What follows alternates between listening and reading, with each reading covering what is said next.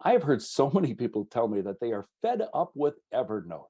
In talking with Evernote users and former users, I've heard a lot of concerns. I don't like the way the tags work. Why can't I change the color of my notebooks? I need dictation. The list goes on and on. Hi, I'm Dave Edwards. Today, are you really done with Evernote? The truth is, no company is immune from criticism. And despite the fact that the number of users continue to skyrocket, the internet is full of complaints, and they usually end with, I'm done with Evernote. In other words, because the app didn't do the one thing I want, I'm not using it again. Hey, that's your choice. Now, over the years, Evernote has had its share of critics, and frankly, at various times of its history, they were well deserved. One of that periods of time I call the Phil Libin area. He was the CEO. He left in 2016. Under his tenure, the company started, I guess you could say, branching out with things like Evernote Sketch and Evernote Food.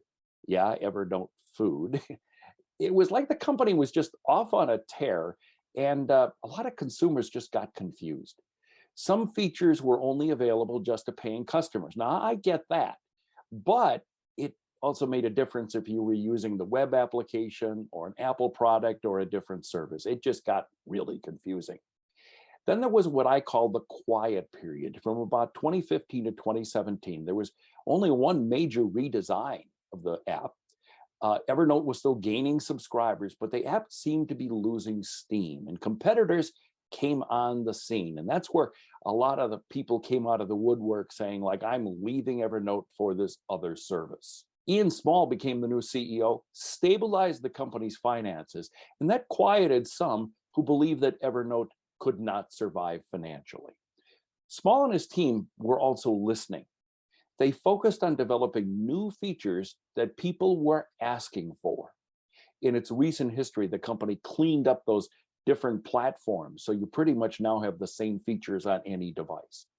They created a robust task function. So in Evernote, you can track your to-dos as well as store your notes. Plus, you can set up reminders for recurrent tasks.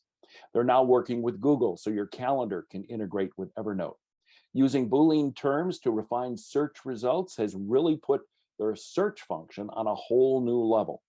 You can export notes as PDF files. You get the idea. A lot of new things are happening and a lot of exciting features from my point of view. But people still have their complaints. It reminds me of the people in a nearby town who complained that there weren't enough parks. So the city built a park.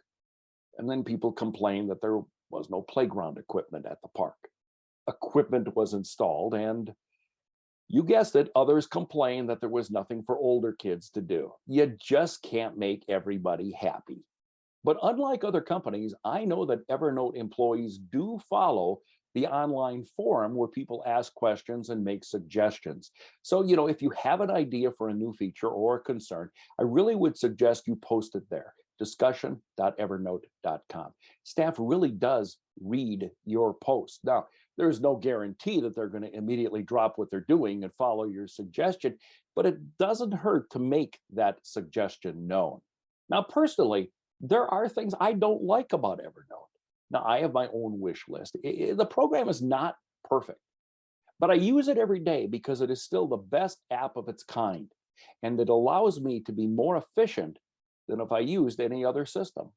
But that's my opinion. Your mileage may vary. I'm Dave Edwards. Thanks for joining me.